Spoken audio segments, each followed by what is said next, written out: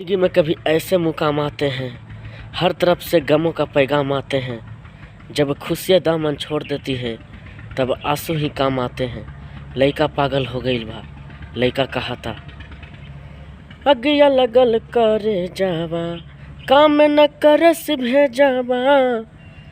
जीवन भर खातिर जानू हाथे छोड़ा के, अब करो बेलुए जान हमके रोबा के।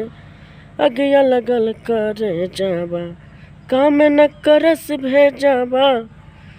कि जीवन भर खातिर जानू हाथे छोड़ा के, अब करो बेलुए जान हमके रोबा के। कैले न रहनी हम प्यार बरिया रे, पल भर में तूरा तारू बचपन के यारी। कहलम के कराया गईलू, बीतल बात भुला गईलू। सपना प पानी फेरलू हमके रोवा के, अब करो बेलुए जान हमके रोवा के। अब करो बेलुए जान हमके रोवा के।